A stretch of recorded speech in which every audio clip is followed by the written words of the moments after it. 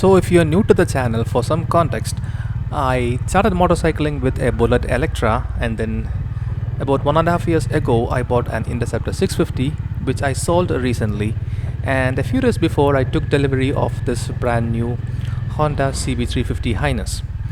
So to tell you quite frankly, I had no plans to purchase yet another retro style motorcycle with a lot of metal and chrome.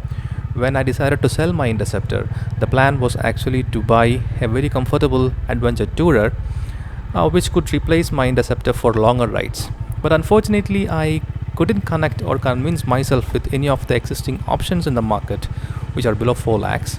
So I had to fall back on plan B, which was actually to purchase a lighter and fun motorcycle for my existing short and long rides, which could in fact replace the Electra in future, if only if I wish to purchase any upcoming exciting motorcycles, maybe which is released in the next year.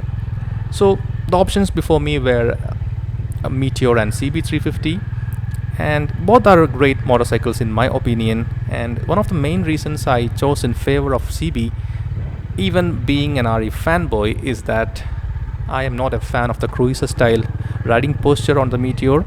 So coming from the Interceptor, what I prefer is a slightly committed riding posture with a slight lean onto the handlebar with the not so forward set foot pegs. So that's what attracted me initially to the CB. So let's now do an unfair comparison of the CB350 with my Interceptor, because that's where I come from. And the Interceptor is no doubt a wonderful motorcycle.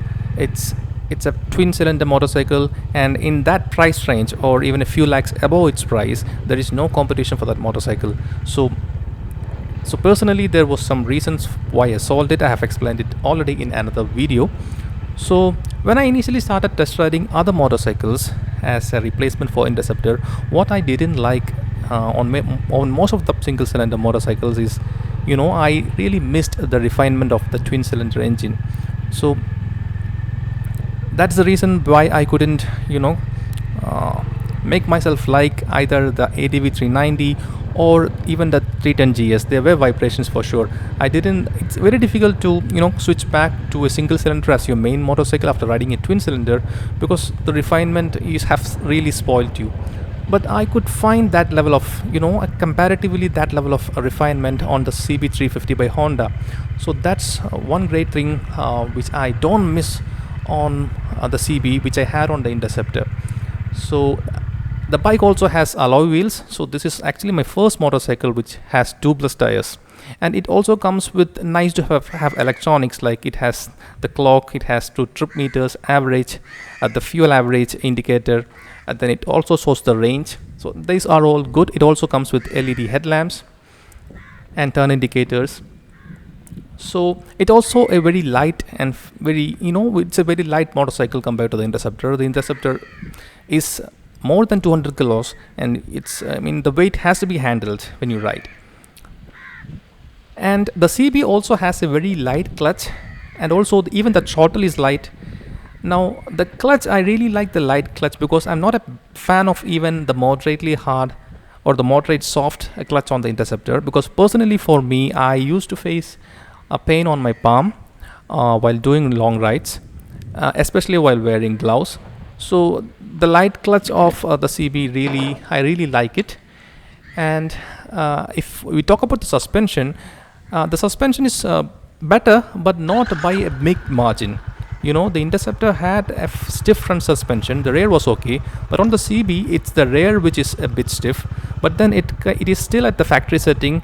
Maybe and hopefully I can turn it to a softer setting, and the problem will be solved. Not sure about that.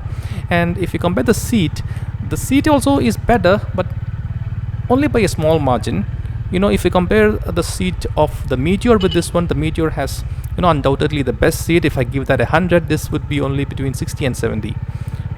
And the posture is something which Honda has magically gotten right on this motorcycle, because we have all heard other reviewers saying that the bike looks small in photos and videos, but if you personally watch it in real, it's actually big. But no, it's still a compact motorcycle. But when you sit on it, I always felt whether a taller person would be comfortable riding the motorcycle in terms of posture, but it somehow falls into place correctly. The handlebar reach, the position of your foot pegs, the seat, all the riding triangle. I've personally felt that it's very good, and it also has good mileage. It also has a bigger tank. Honda says it's 15 liters, but we have all seen videos where people have filled in 17 liters. So in summary, it's actually a light, fun motorcycle, and I would be sharing more videos. I will try to make videos which are unique, because there are already lots of reviews which I personally have watched. So let me try to find if any additional information can be shared. So if you find the video useful, please give it a thumbs up, and I will see you in the next one. Bye.